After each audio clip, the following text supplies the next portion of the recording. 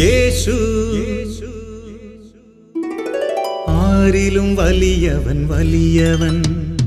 യേശു യേശു ആരിലും വലിയവൻ വലിയവൻ. ആരിലും വലിയവൻ വലിയവൻ.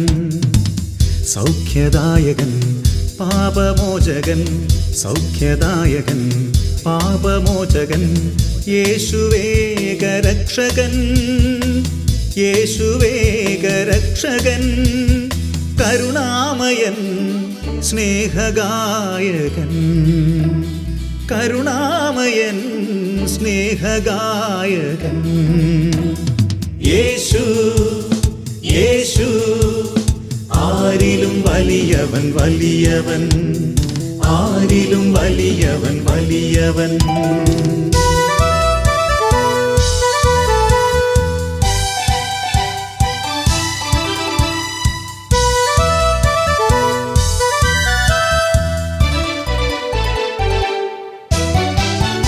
അത്ഭുതങ്ങളുടെ രാജാവ്, വിടുതലിൻ്റെ ആത്മാവ്. അത്ഭുതങ്ങളുടെ രാജാവ്, വിടുതലിൻ്റെ ആത്മാവ്. ദുഃഖവും ഭയവും നിരാശയും എല്ലാം വിട്ടുപോകും. ദുഃഖവും ഭയവും നിരാശയും എല്ലാം വിട്ടുപോകും. യേശു യേശു ആരിലും വലിയവൻ വലിയവൻ. യേശു യേശു ആരിലും വലിയവൻ വലിയവൻ.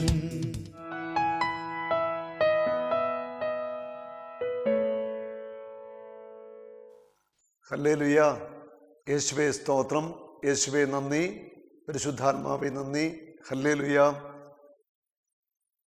പുറപ്പാടിൻ്റെ പുസ്തകം 15-ാം അധ്യായത്തിൻ്റെ 26-ാമത്തെ തിരുവചനം. ഞാൻ നിന്നെ സുഖപ്പെടുത്തുന്ന കർത്താവാകുന്നു. ഞാൻ നിന്നെ സുഖപ്പെടുത്തുന്ന കർത്താവാണ്. കർത്താവ് വലിയൊരു വാഗ്ദത്ത വചനം തൻ്റെ മക്കൾക്ക് വേണ്ടി നൽകുക. സുഖപ്പെടുത്തുന്ന കർത്താവ്. ശരീരത്തിനും മനസ്സിനും ആത്മാവിനും ഒരുപോലെ സൗഖ്യം തരുന്നവൻ. ഒരു മനുഷ്യ വ്യക്തിയുടെ ഏതൊക്കെ മേഖലകളിൽ സൗഖ്യം വേണോ അവിടെയെല്ലാം ഒരുപോലെ സൗഖ്യം നൽകുന്നവനാണ് കർത്താവ്. ഞാൻ നിന്നെ സുഖപ്പെടുത്തുന്ന കർത്താവ്. നിന്നെ സുഖപ്പെടുത്തും. ഹല്ലേലൂയ. അവിടെ സൗഖ്യം നൽകുന്നവനായ ദൈവത്തിൻ്റെ മുൻപിലാണ് നമ്മൾ ഓരോരുത്തരുമായിരിക്കുന്നത്. 1 പത്രോസ് 2:24 അവൻ്റെ മുറിവിനാൽ ഞങ്ങൾ സൗഖ്യമുള്ളവരാക്കപ്പെട്ടിരിക്കുന്നു. By his stripes we are healed. അവൻ്റെ മുറിവിനാൽ, അടിപ്പിണരിനാൽ നിങ്ങൾക്ക് സൗഖ്യം ലഭിച്ചിരിക്കുന്നു. യേശുവിൻ്റെ മുറിവിലൂടെ നമുക്ക് സൗഖ്യമുണ്ട് നമ്മുടെ എല്ലാ മേഖലകളിലും. ഒരു നിമിഷം നമുക്ക് പ്രാർത്ഥിക്കാം. കർത്താവായ യേശുവേ, ഇപ്പോൾ ഈ ശുശ്രൂഷയിൽ പങ്കെടുക്കുന്ന എല്ലാ മക്കളെയും അങ്ങയുടെ കരങ്ങളിൽ സമർപ്പിക്കുന്നു. രോഗികളെ അങ്ങ് തൊട്ട് സൗഖ്യമാക്കണമേ. വചനം കേട്ടുകൊണ്ടിരിക്കുമ്പോൾ തന്നെ യേശുവിൻ്റെ തിരുമുറിവിൽ നിന്ന് അത്ഭുതകരമായ സൗഖ്യത്തിൻ്റെ ശക്തി ഒഴുകട്ടെ. ദൈവശക്തിയുടെ മഹാപ്രവാഹത്തിൽ അത്ഭുത രോഗശാന്തികൾ, അടയാളങ്ങൾ സംഭവിക്കട്ടെ. മാനസിക രോഗികൾ സൗഖ്യം പ്രാപിക്കട്ടെ. ഓട്ടിസം ബാധിച്ച കുഞ്ഞുങ്ങൾ സൗഖ്യം പ്രാപിക്കട്ടെ. ട്യൂമറുകൾ അപ്രത്യക്ഷമാവട്ടെ. ഞാൻ നിന്നെ സുഖപ്പെടുത്തുന്ന കർത്താവാണ്. സൗഖ്യത്തിൻ്റെ മഹാശക്തി ദൈവജനത്തിൻ്റെ മേൽ ഒഴുകട്ടെ. കർത്താവേ, അങ്ങയുടെ തിരുമുറിവിനോട് ചേർത്ത് എല്ലാ രോഗികളെ സമർപ്പിക്കുന്നു. ത്വക്ക് രോഗത്താൽ വലയുന്നവർ, ക്യാൻസർ രോഗികൾ, അൾസർ രോഗികൾ, ഹാർട്ട് രോഗികൾ, കിഡ്നി രോഗികൾ, എല്ലാവരുടെ മേലും സൗഖ്യത്തിൻ്റെ ശക്തി ഒഴുകട്ടെ. ശരീരത്തിൽ വർഷങ്ങളായിട്ട് ഉണങ്ങാതെ ഇരിക്കുന്ന വ്രണങ്ങൾ, പഴുക്കുന്ന വ്രണങ്ങൾ യേശുവിന്റെ നാമത്തിൽ കരിയട്ടെ. കർത്താവിൻ്റെ തിരുമുറിവിലേക്ക് ചേർക്കുന്നു. സൗഖ്യം പ്രാപിക്കട്ടെ. മനസ്സിൻ്റെ മുറിവുകൾ ഉണങ്ങട്ടെ, ഓർമ്മകളിലെ മുറിവുകൾ സൗഖ്യമാവട്ടെ, ആത്മാവിൻ്റെ മുറിവുകൾ ഉണങ്ങട്ടെ. കർത്താവേ, ഒരു പൂർണ്ണമായ സൗഖ്യത്തിലേക്ക് അങ്ങയുടെ ജനത്തെ അങ്ങിപ്പോൾ നയിക്കണമേ. അങ്ങയുടെ മുറിവേറ്റ കരമൊന്ന് വയ്ക്കണമേ. യേശുവെ നന്ദി, യേശുവെ സ്തോത്രം, പരിശുദ്ധാത്മാവേ നന്ദി. ആമേൻ. യേശുവിൽ സ്നേഹം നിറഞ്ഞവരെ, നമുക്ക് കർത്താവിൻ്റെ വചനം ശ്രവിക്കാം. 2 രാജാക്കന്മാർ 5-ാമത്തെ അധ്യായം. ഇസ്രായേലിലെ ശക്തനായ പ്രവാചകനായിരുന്നു എലീഷ. ഏലിയായിൽ നിന്ന് ഇരട്ടിപ്പങ്ക് ചോദിച്ചു വാങ്ങിയ ശക്തനായ പ്രവാചകൻ. വലിയ അത്ഭുതങ്ങളും അടയാളങ്ങളും എലീഷായുടെ കരങ്ങളിലൂടെ സംഭവിച്ചു. ഒരിക്കൽ സിറിയ രാജാവിൻ്റെ സൈന്യാധിപനായ നാമാൻ എന്നൊരു വ്യക്തി, നാമാനെ കുറിച്ച് പറയുന്നു, കരുത്തനും ധൈര്യശാലിയും പോരാളിയുമായിരുന്നു നാമാൻ. പക്ഷെ നാമാന് ഒരു പ്രശ്നമുണ്ട്. ശരീരം മുഴുവൻ കുഷ്ഠരോഗമായിരുന്നു. അവൾ കുഷ്ഠരോഗം, ഈ രോഗത്താൽ പീഡിപ്പിക്കപ്പെടുമ്പോഴും ധൈര്യശാലിയായ ഈ നാമാന് സിറിയ രാജാവിൻ്റെ പോരാളിയായിരുന്നു. ഹല്ലേലൂയ, സൈന്യാധിപനായിരുന്നു. നോക്കൂ, ഒരു രാജ്യത്തെ രാജാവിൻ്റെ സൈന്യാധിപന് കുഷ്ഠരോഗ. ഞാൻ ഓർക്കാണ്, അനേക വർഷങ്ങൾക്ക് മുമ്പ് നമ്മുടെ ധ്യാനത്തിന് പങ്കെടുത്ത ഒരു ചെറുപ്പക്കാരൻ സോറിയാസിസ് രോഗം, ജീവിതം അടുത്തു, ആത്മഹത്യ ചെയ്യാനായിട്ട് തീരുമാനമെടുത്തിരുന്ന വ്യക്തിയാണ്. അങ്ങനെ നമ്മുടെ ധ്യാനത്തിന് വരുന്നു. എൻ്റെ അടുക്കൽ പറഞ്ഞ, ബ്രദറെ, ഈ ധ്യാനത്തിലൂടെ രക്ഷപ്പെട്ടില്ലെങ്കിൽ ആത്മഹത്യയും. ഞാൻ പറഞ്ഞു, കർത്താവ് നിന്നെ തൊടും, കർത്താവ് നിന്നെ തൊടും. ഹല്ലേലൂയ. ധ്യാനത്തില് കർത്താവ് ആ മകനെ തൊട്ടു. ഒരത്ഭുതകരമായ സൗഖ്യം നടക്കുക. ധ്യാനം കഴിഞ്ഞ് മടങ്ങുമ്പോൾ ശരീരത്തെ വ്രണങ്ങളെല്ലാം കരിഞ്ഞുപോയി. സോറിയാസിന്റെ വ്രണങ്ങൾ മുഴുവൻ അപ്രത്യക്ഷമായി. പിറ്റേ മാസം മുതൽ അനേക തവണ വന്ന മകൻ തനിക്കിടെ സൗഖ്യം സാക്ഷ്യപ്പെടുത്തി. ഞാൻ നിന്നെ സുഖപ്പെടുത്തും. ഇത് വാഗ്ദത്തവാ. ഇതാര് വിശ്വസിച്ച് സ്വീകരിക്കുന്നു? കർത്താവിനെ സുഖപ്പെടുത്തും. എൻ്റെ കർത്താവിനെ സൗഖ്യമാക്കും. ഞാൻ വിശ്വസിക്കുന്നു. വിശ്വസിക്കുന്നവർക്ക് വേണ്ടിയാണ് കർത്താവ് അത്ഭുതങ്ങൾ ചെയ്യാൻ പോകുന്നത്. നീ രോഗിയാണോ? കർത്താവ് നിന്നെ സൗഖ്യപ്പെടുത്തുവാൻ ആഗ്രഹിക്കുന്നു. അത്ഭുതകരമായ രോഗശാന്തി കർത്താവിൻ്റെ മുറിവിൽ നിന്ന് നിനക്ക് ലഭിക്കും. ഹല്ലേലൂയ.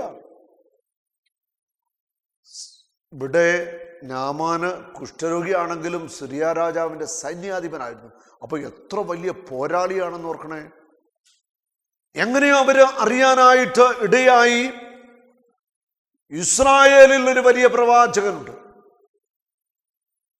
വലിയൊരു പ്രവാചകൻ ഇസ്രായേലിലുണ്ട്, എലീഷ. ആ പ്രവാചകനെ നേരിട്ട് കണ്ടാൽ മതി, അത്ഭുതമായിട്ട് കുഷ്ഠരോഗം സൗഖ്യമാവും. അങ്ങനെ നാമാൻ കുറെ സമ്മാനങ്ങളും ഒക്കെ ആയിട്ട് എലീഷായെ തേടി വരികയാണ്. എലീഷായുടെ അടുക്കൽ എത്തിച്ചേർന്നു. നാമാനും കൂടെയുള്ളവരൊക്കെ ചിന്തിച്ചത് ഒരു വലിയ അത്ഭുതം എലീഷ ചെയ്യാൻ പോവുകയാണ്. കാരണം സൈന്യാധിപനൊക്കെ വരുമ്പോൾ അപ്പോൾ തന്നെ പ്രാർത്ഥിച്ച് കൈവീച്ച് ഒരു അത്ഭുതം ചെയ്യുന്ന വിചാരം. പക്ഷേ എലീഷ പ്രവാചകൻ വലിയ സ്നേഹത്തോടെ നാമാനോട് പറഞ്ഞു, ജോർദാൻ നദിയിൽ പോയി 7 തവണ മുങ്ങുക. നാമാന്റെ ഹൃദയത്തിന്റെ ഉള്ളിൽ കോപം ജ്വലിക്കുകയാണ്. നാമാൻ ഇപ്രകാരമാണ് പറയുന്നത്, ഞാൻ വിചാരിച്ചത് അങ്ങ് കരമുയർത്തി വീശി ഒറ്റ നിമിഷം കൊണ്ട് എൻ്റെ ഈ കുഷ്ഠരോഗം സൗഖ്യമാക്കുമെന്ന്. പക്ഷേ അങ്ങ് എന്നോട് പറയുന്നത് ജോർദാനിൽ പോയി 7 പ്രാവശ്യം മുങ്ങി പൊങ്ങാനായിട്ടാ പറയുന്നത്. നാമാന് ദേഷ്യം വന്നു. നാമാൻ അപ്പോൾ തന്നെ മടങ്ങിപ്പോകാനായിട്ട് തുടങ്ങുക. അപ്പോൾ നാമാന്റെ കൂടെ ഉണ്ടായിരുന്ന ഭൃത്യന്മാർ പറഞ്ഞ ഒരു കാര്യം, വചനം 13-14, 2 രാജാക്കന്മാർ 5:13-14. എന്നാൽ ഭൃത്യന്മാർ അടുത്തു എന്ന് പറഞ്ഞു, പിതാവേ, പ്രവാചകൻ ഭാരിച്ച ഒരു കാര്യമാണ് കൽപ്പിച്ചിരുന്നെങ്കിൽ അങ്ങ് ചെയ്യുമായിരുന്നില്ലേ? അപ്പോൾ കുളിച്ചു ശുദ്ധനാകുക എന്ന് പറയുമ്പോൾ എത്രയോ കൂടുതൽ താല്പര്യത്തോടെ അങ്ങ് ചെയ്യേണ്ടതാണ്. അങ്ങനെ ദൈവപുരുഷന്റെ വാക്കനുസരിച്ച് അവൻ ജോർദാനിലിറങ്ങി 7 പ്രാവശ്യം മുങ്ങി അവൻ സുഖം പ്രാപിച്ചു. ശരീരം ശിശുവിൻ്റേത് പോലായി. അല്ലല്ലേ? ഇവിടെ ചെറിയ ഒരു കാര്യമാണ് പ്രവാചകൻ, ദൈവത്തിൻ്റെ പ്രവാചകൻ നാമാനോട് പറയുന്നത്. പൊതുവെ മനുഷ്യന് ചെറിയ കാര്യങ്ങൾ ചെയ്യാനായിട്ട് താല്പര്യക്കുറവാണ്, വലിയ കാര്യങ്ങൾ ചെയ്യാനായിട്ടാണ് താല്പര്യം. ചെറിയ ചെറിയ കാര്യങ്ങൾ ചെയ്ത് വിശുദ്ധയായ ഒരു മഹാവിശുദ്ധയുണ്ട് കൊച്ചു ദൃശ്യ പുണ്യവതി. ഓരോ കുഞ്ഞു കാര്യവും ഈശോയോടുള്ള സ്നേഹത്തെ പ്രതി ചെയ്തുകൊണ്ട് ഇത് വിശുദ്ധിയായിട്ട് മാറി. വേദപാരംഗതയാണ് ചെറിയ കാര്യങ്ങൾ. ഇവിടെ ചെറിയ കാര്യം ചെയ്യാനായിട്ട് പറഞ്ഞപ്പോൾ നാമാന്റെ ഹൃദയത്തിൽ കോപം ജ്വലിച്ചു. ഭൃത്യന്മാര് പറഞ്ഞു, ചെറിയ കാര്യമില്ല പറഞ്ഞ് നമുക്കൊന്ന് പരീക്ഷിച്ച് നോക്കാം. ഈശോയും ഇങ്ങനെ പറയുന്നുണ്ട്, ചെറിയ കാര്യത്തിൽ വിശ്വസ്തൻ വലിയ കാര്യത്തിൽ വിശ്വസ്തൻ. ചെറിയ കാര്യത്തിൽ വിശ്വസ്ത തെളിയിച്ചു കഴിയുമ്പോൾ വലിയ കാര്യങ്ങൾ അവനെ ദൈവം ഏൽപ്പിച്ചു കൊടുക്കും. ഹല്ലേലൂയ. കണ്ടോ, ചെറിയ കാര്യം. ഒരുപക്ഷെ നമ്മുടെ ജീവിതത്തിലെ ചെറിയ കാര്യങ്ങളാണ് ജീവിതത്തിൽ വലിയ നേട്ടമായിട്ട് മാറാനായിട്ട് പോകുന്നത്. ലോകത്തിലെ അത്യാഡംബര കപ്പലായ ടൈറ്റാനിക് മുങ്ങിത്താണ് ആയിരക്കണക്കിന് ആളുകൾ മരിച്ചു. അതിന്റെ ചരിത്രത്തിൽ പറയുന്നുണ്ട്, വലിയൊരു മഞ്ഞുകെട്ട കടലിൽ ഒഴുകി വരുന്നുണ്ട്. കപ്പിത്താന് അറിയിപ്പ് കൊടുത്തതാ. പക്ഷേ ഈ ആഡംബര കപ്പലിനെ തകർക്കാൻ മാത്രം വലിയ ഒരു മഞ്ഞുകെട്ടയോ? ജാഗ്രത പാലിച്ചില്ല, കൊടുത്ത നിർദ്ദേശം പാലിച്ചില്ല. ടൈറ്റാനിക് തകർന്നു. ആയിരങ്ങൾ ആഡംബര കപ്പലിനകത്ത് മുങ്ങി മരിച്ചു. ഇത് നമ്മുടെ മുൻപിലുള്ള ചരിത്രമാണ്. ഹല്ലേലൂയ. അത് നമുക്ക് ലഭിക്കുന്ന നിർദ്ദേശങ്ങൾ അധികാരികളിലൂടെ, മാതാപിതാക്കളിലൂടെ, പ്രിയപ്പെട്ടവരിലൂടെ ഒക്കെ നമുക്ക് ലഭിക്കുന്ന നിർദ്ദേശങ്ങൾ അത് ചെറുതായിരിക്കാം. ആ ചെറിയ കാര്യം നമ്മളൊന്ന് അനുസരിക്കാൻ തയ്യാറായാൽ നമ്മൾ അനുഗ്രഹിക്കപ്പെടും. വലിയ കാര്യങ്ങൾ ദൈവം നമ്മളെ ഏൽപ്പിക്കുകയും ചെയ്യും. പിന്നെ ജോർദാൻ നദിക്ക് ഒരു പ്രത്യേകതയുണ്ട്. യേശു ജോർദാൻ നദിയിൽ വെച്ചാണ് സ്നാനം സ്വീകരിക്കുന്നത്. ആ ഒറ്റ കാര്യം കൊണ്ട് ജോർദാൻ നദി അതിന് വലിയൊരു സ്ഥാനമുണ്ട്. ജോർദാൻ എന്ന് പറയുമ്പോൾ അത് ദൈവാത്മാവ് യേശു സ്നാനം ഏൽക്കുമ്പോൾ ഇറങ്ങി വന്ന സ്ഥലമാണ്. പഴയ നിയമത്തിൽ വായിക്കുന്നുണ്ട്, ജോഷുവയുടെ നേതൃത്വത്തിൽ ജോർദാൻ കടക്കാൻ നേരത്ത് പുരോഹിതന്മാര് വെള്ളത്തിന് മേൽ ചവിട്ടിയപ്പോൾ വെള്ളം പിളർക്കപ്പെട്ടു, 2 സൈഡിലേക്കും മാറി നിൽക്കുകയാണ്. ഹല്ലേലൂയ. ഏലിയ പ്രവാചകന് ജോർദാന്റെ മേൽ അടിച്ചപ്പോൾ ജോർദാൻ പിളർന്നു. അതുപോലെ തന്നെ എലീഷായും ജോർദാന്റെ മേൽ അടിച്ചു, ജോർദാൻ പിളർന്നു. ജോർദാൻ എന്ന് പറയുമ്പോൾ ആത്മാവിന്റെ അതിശക്തമായ ഒരു അഭിഷേകത്തെയാണ് സൂചിപ്പിക്കുന്നത്. യേശു സ്നാനമേറ്റപ്പോൾ ആകാശം പിളർന്നു. നേരത്തെ ഈ ജോർദാൻ കർത്താവിന്റെ പ്രവാചകന്മാര് പിളർത്തിയിട്ടുണ്ട്. ഇന്നിതാ യേശു അവിടെ ജോർദാനിൽ നിൽക്കുമ്പോൾ ആകാശം പിളർക്കപ്പെടുകയാണ്, ആത്മാവ് ഇറങ്ങി വരികയാണ്. Praise the Lord. ഈ ജോർദാനിലാണ് നാമാൻ എന്ന കുഷ്ഠരോഗി ഇറങ്ങി നിന്ന് 7 പ്രാവശ്യം വെള്ളത്തിൽ മുങ്ങി. 1 മുങ്ങി പൊങ്ങി, ശരീരത്തിൽ നോക്കി ഒന്നും സംഭവിച്ചിട്ടില്ല. 2ാം പ്രാവശ്യവും ജോർദാനിൽ മുങ്ങി. എണീൽക്കുമ്പോൾ കാര്യമായ മാറ്റമൊന്നുമില്ല. 3, 4, 5, 6. 7ാമത്തെ പ്രാവശ്യം വലിയ വിശ്വാസത്തോടെ നാമാൻ ജോർദാനിൽ മുങ്ങിയിട്ട് പൊങ്ങുമ്പോൾ അത്ഭുതം നടന്നു കഴിഞ്ഞിരിക്കുന്നു. നാമാന്റെ ശരീരത്തില് കുഷ്ഠരോഗമില്ല, വ്രണങ്ങളെല്ലാം കരിഞ്ഞിരിക്കുന്നു. ഒരു ശിശുവിന്റെ ശരീരം പോലെ നാമാന്റെ ശരീരം ആയിക്കഴിഞ്ഞിരുന്നു. ഹല്ലേലൂയ.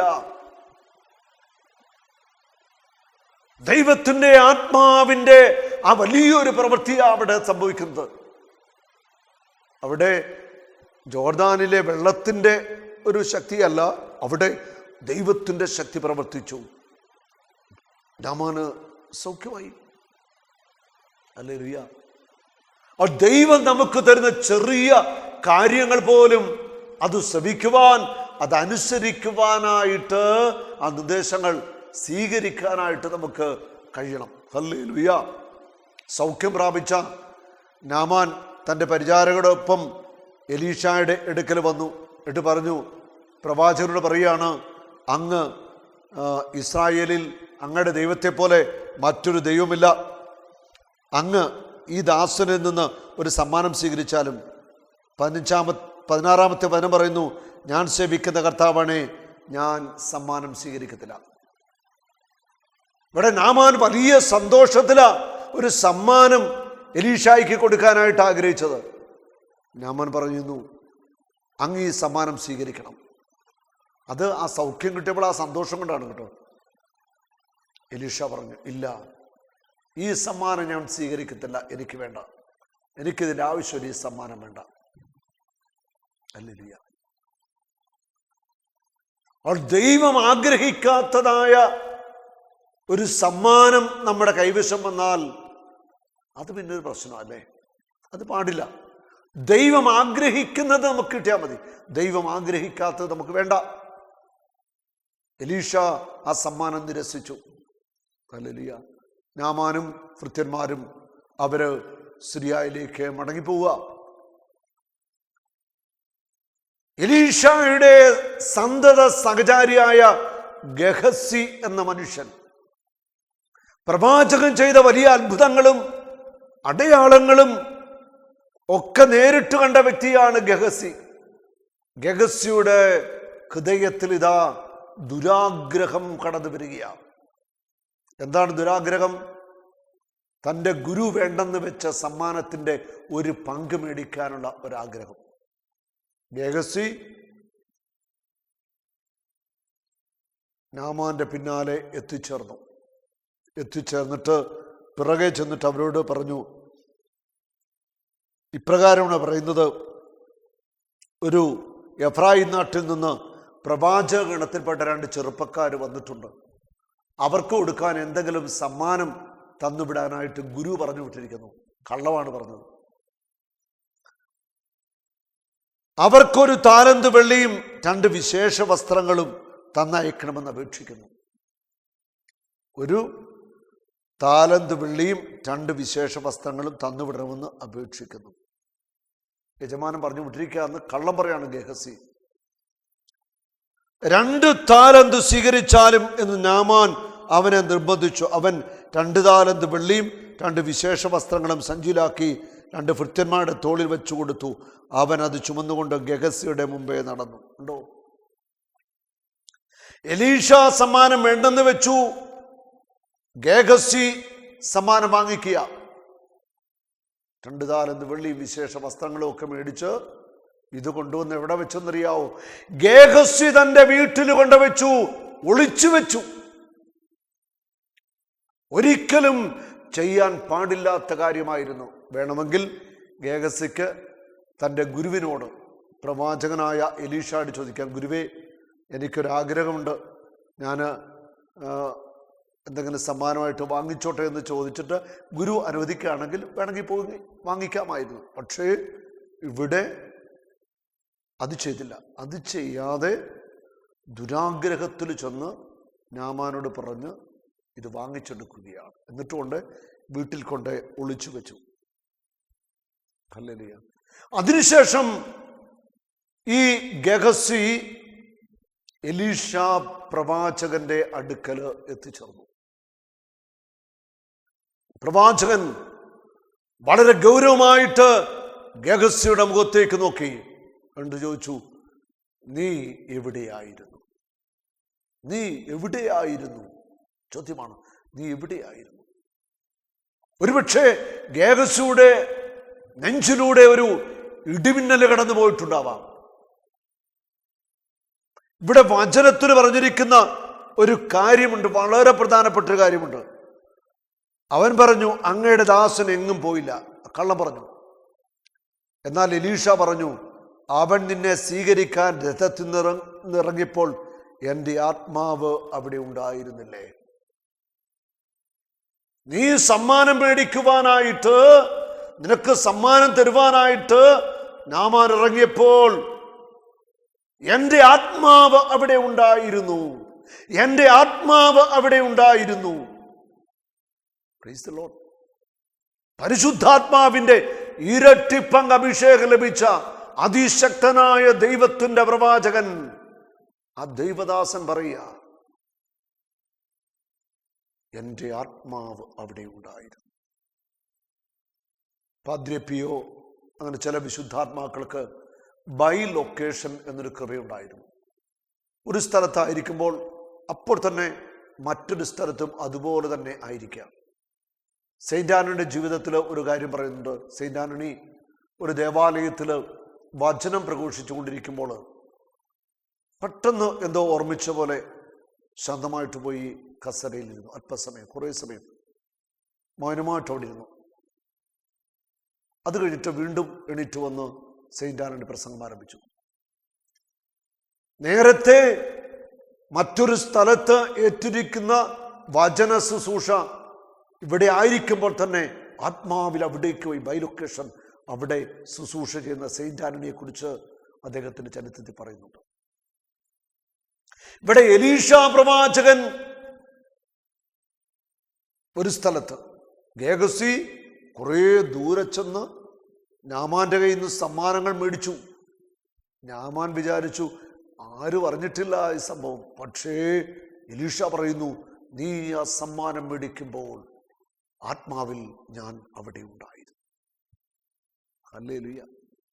ആത്മാവിൽ ഞാൻ അവിടെ ഉണ്ടായിരുന്നു. ഇത് പരിശുദ്ധാത്മാവിന്റെ വലിയൊരു പ്രവർത്തനമാണ്.